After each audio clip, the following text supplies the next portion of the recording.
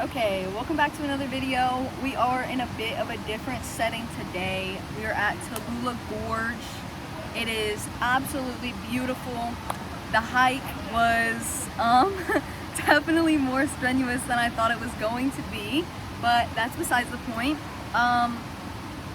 Today I've been thinking a lot about just the beauty of life, the beauty of nature, and the new life that I'm stepping into, and just like the virtues I've created or cultivated over the past year and a half or so.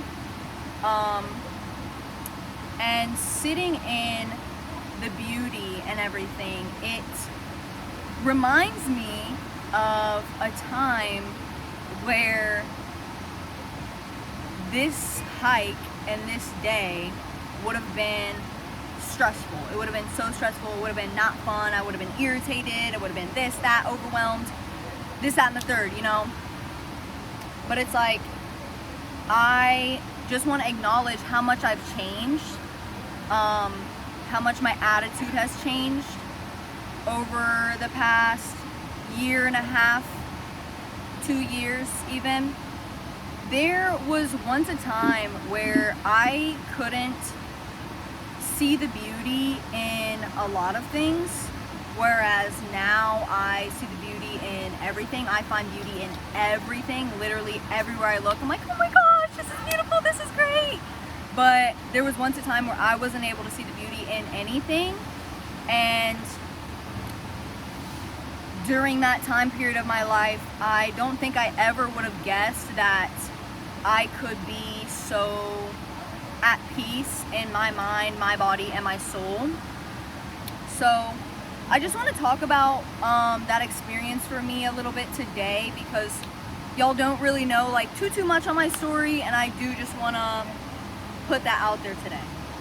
During that time in my life, I was constantly angry, overwhelmed. I had no healthy outlets for my emotions at all. I didn't know how to sit with my emotions. I couldn't hold or cultivate healthy relationships, just because you can only meet another person as deeply as you've met yourself. And during that time in my life, I hadn't met myself at all. I didn't even know who I was. So having an actual healthy relationship or friendship was like, sent like danger signals to my nervous system. It was kind of crazy, actually. I was still a good person. I still had the soul that I do now, but I came from such a hurt place, and like, I came from such a hurt place that I would do anything to get what I wanted. Like, I was a very manipulative person, and I hurt a lot of people, and it's because I came from such a hurt place that I figured, well, I'm hurt, so they can be hurt too. Like, I don't care. And just like, oh my gosh, even looking at myself saying that, like, I can see me from like 3 years ago. It's absolutely insane. Yeah. And I know a lot of people are in that state of mind, and that like time in their lives is just like, well, I'm hurt and I have no outlet, so I'm just gonna do what I want to get what I want, and everybody else can deal with it. But it's like, eventually you have to make a conscious decision to get out of like the hamster wheel of like mental loops and emotional loops that you're in, and make the decision to grow and heal and be a better person, because it's possible for everyone. It really is. And the thing about it is when you're in that state of mind and you're hurting people constantly, and you're manipulating, and you're doing what you want to get what you want, you are contributing to your own misery. You're contributing to your own hurt. And the more that you are in that energy, the more that you attract people that are like that, people that are in that energy, because like attracts like. What you're putting out is what you're attracting back in. So it's just a constant loop, because you're hurt, you have no outlets, you're overwhelmed, you're this, you're that, you're in this like super negative energy. It's like a cloud. Like, for me at least, it was like a cloud of negative energy and just like hurt. And you're attracting those people into your life, and surrounding yourself with those people, and it's only making it worse, because the more you see them do it, the more you're like, yeah, this is regular, this is okay. Like, it's okay for me to be like this. No, it's not actually. No, it's actually not.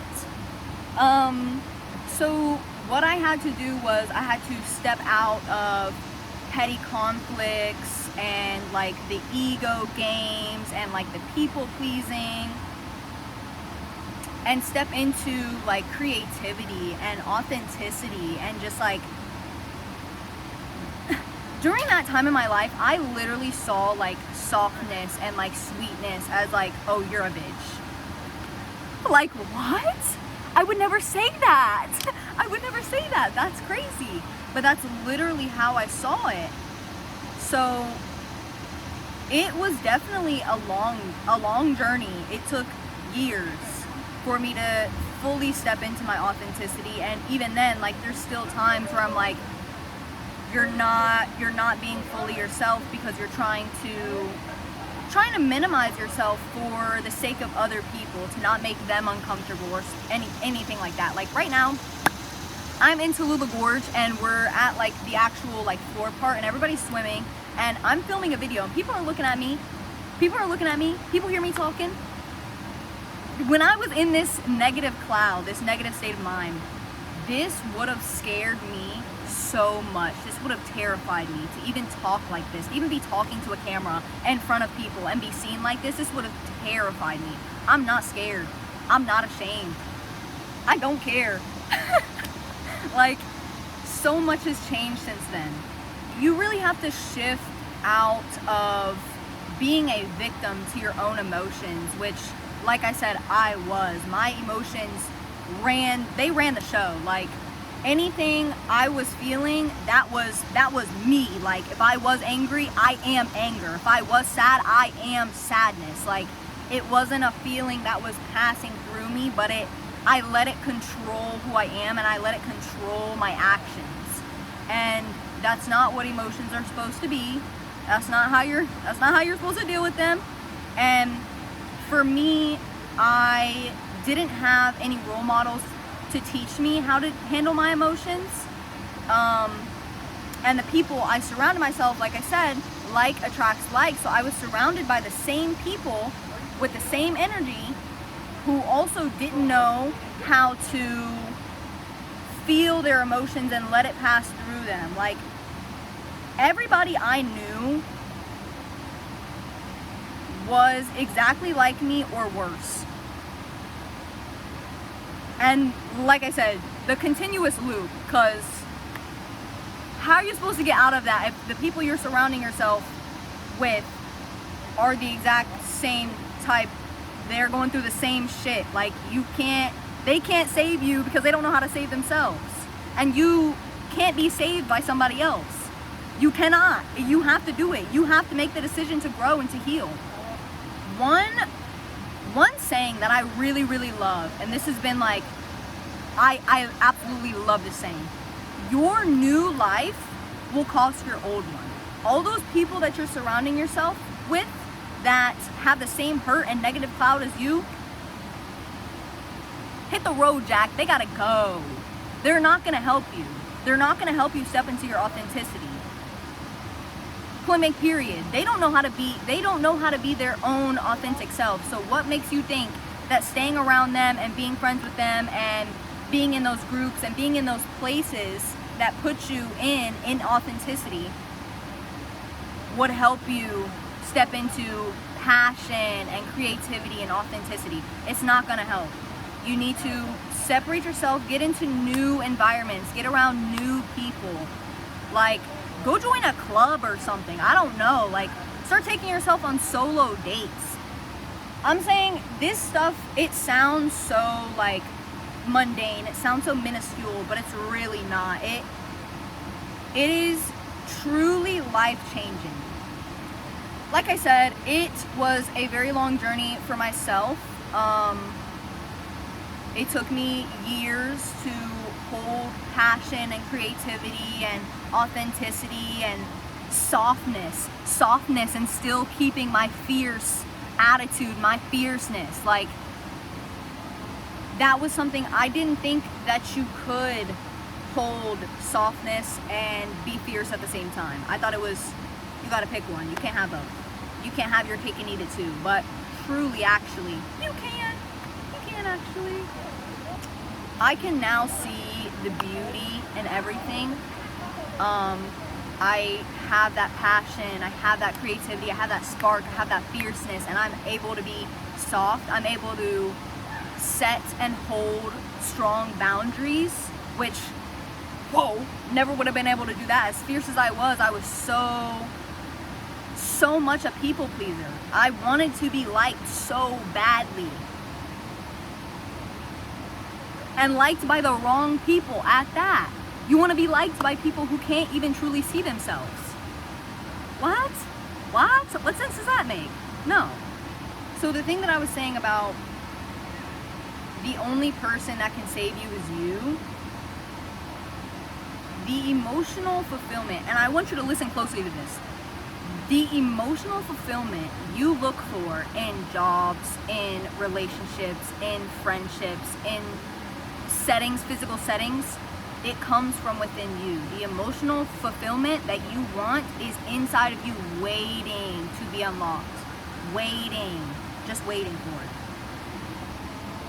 The depth that you want in relationships and in friendships, you want people to see you. You want people to truly see you.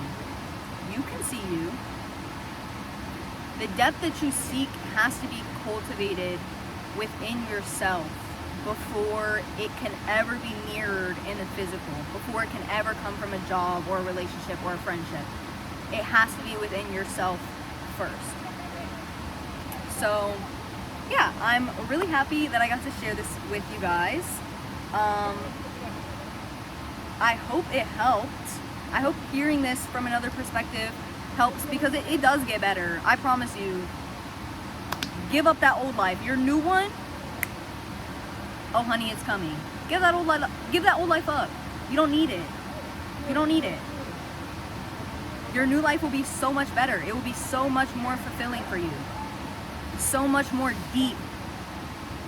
Now, I am gonna go swim in the gorge and be absolutely freezing cold.